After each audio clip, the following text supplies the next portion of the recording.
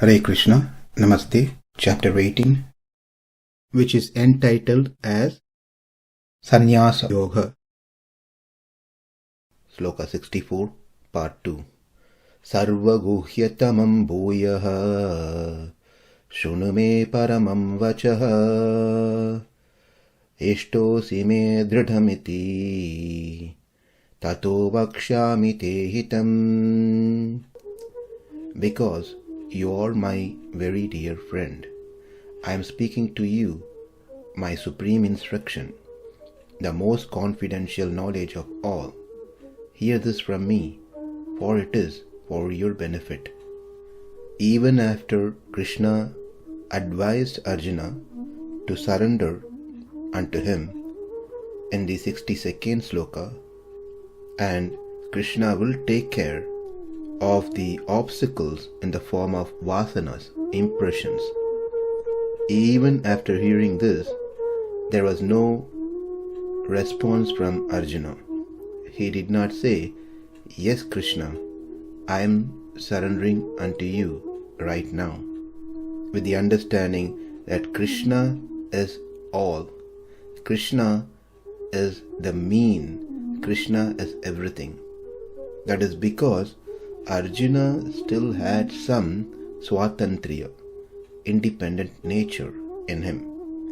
If one has that independence, then that person will think that he will figure out the means by himself to attain his goal, in this case, to attain mukti.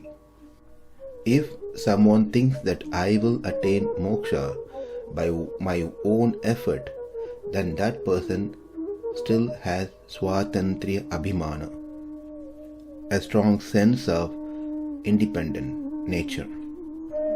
One short clarification here: the independence, the swatantriya that we are talking here in case of Arjuna's is not as bad as ours. We all think that we are independent of God all the time. Arjuna is not thinking in that same manner, so he is not as bad as ourselves. We don't realize that we are servant of the Lord. We don't understand we are dependent on the Lord. But Arjuna's swatantriya abhimana is, he understands that he is servant of the Lord, and he understands that he is dependent on the Lord, but he has not got to that part of full paratantriyam, complete dependency yet on Krishna.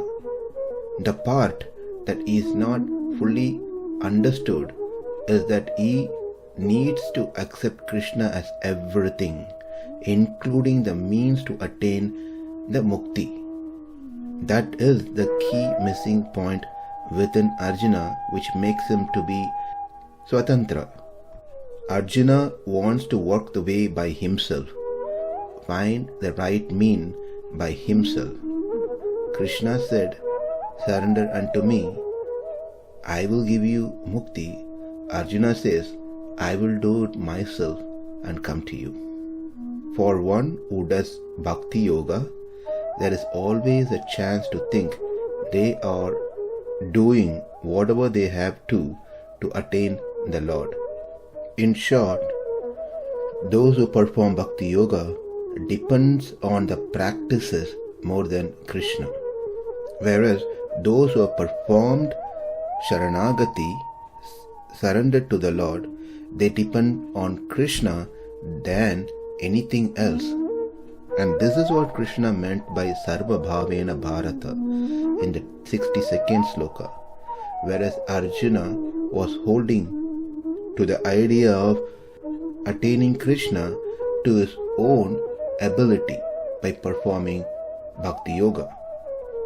Question may arise in our mind that I've been practicing bhakti yoga for quite some time now. Are we hearing here that Krishna saying not to do bhakti then? Those who are surrendered to Krishna should stop practicing any sort of devotional activities. They should not chant. They should not practice following the principles. Krishna would certainly not say that, and that is not the message as well over here. We all know the story of Mother Yashoda tying Krishna by the ropes. And we also heard several times that when she was coming to the end to tie the knot, there was 2 fingers too short to bind Krishna. And the Acharyas have given the explanation that one refers to the practice of devotees and the second one refers to the mercy of the Lord.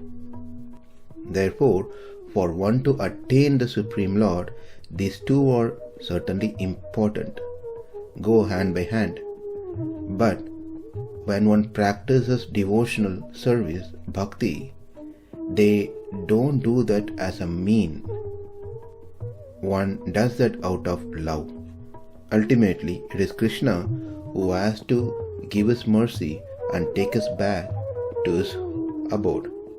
But that doesn't mean after we surrender, we just simply do nothing. We do chant, we do follow the principles, we do practices all that's been prescribed by the Acharyas. But we do those not as a means, but out of love. This is a big difference. In fact, those who are surrendered does bhakti more sincerely than those who have not. So 2 points. Those who are sarana-gatas, surrendered souls, does not do bhakti as the mean to attain the Lord. They do bhakti because they like to do bhakti. Krishna likes it. That's one reason. Second reason is for us to spend rest of our life with some activities. We have to be engaged. Therefore, one does bhakti. For Sharanagatas, bhakti is not upaya. It is Krishna whose upaya, means. So getting back to our topic, when Krishna said sarva-bhavena bharata, consider everything to be me, including the means to attain me should be me. But Arjuna did not show much inclination to that idea. Therefore, Krishna understood that Arjuna is not interested in Sharanagati. They need to be given some options because they have that swatantriya abhimana, which means those people who have swatantriya abhimana will get satisfied by doing something on their own. That is said to be swatantriyam, independent nature. If Krishna is considered, 2 more terms that we need to learn here. One is called siddhopayam. Second is called sadhyopayam. If one considers Krishna as the mean to attain Krishna, it is said to be siddhopayam. Whereas, if one considers something else as a means to attain Krishna, in this case bhakti yoga, then it is said sadhyopayam. In Arjuna's case, he was standing strong and accepts sadhyopayam, not siddhopayam. If one accepts bhakti yoga as the means to attain Krishna, then it is said sadhyopayam.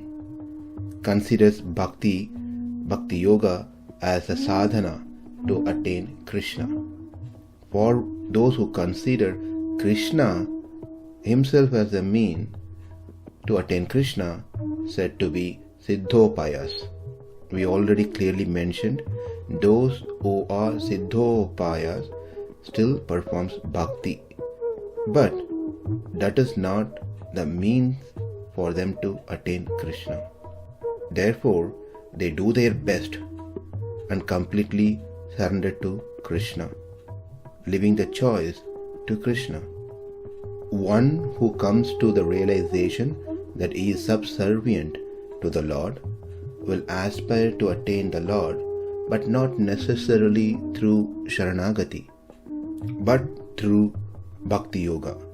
But when one realizes that Jivatma is completely dependent on the Supreme Lord, will surely surrender unto the Lord. This person will simply and blindly accept anything that the Lord orders him to do. Both the Bhakti Yogis and the Sharanagatas, in other words, those who has independent nature, that is sadhyopayas, and those who has dependent nature, the siddhopayas, both has strong desire to attain the Lord. The difference is that one has that little bit of independency. He does for his satisfaction. There is some self-satisfaction involved in sadhana upasakas, whereas even that little bit is absent in the siddhopasakas. In other words, accepting the Lord's lotus feet to be the only shelter is siddhopayam, also said to be path of nivritti. One who takes up this path is one who has given up the independent nature and fully dependent on the Lord for everything. Whereas accepting the process of Bhakti Yoga to attain the Lord is said to be sadhyopayam, also said to be the path of pravritti. One who has taken up this path is one who has a little bit of independent nature. Easy way of understanding this is one who is ready to wait for the moksha will take the path of pravritti, that is sadhyopaya. One who cannot wait but wants to get the moksha sooner than later will take up the path of siddhopaya, that is nivritti marga. So both marga are good. The only difference, one takes longer time, the another one is shorter.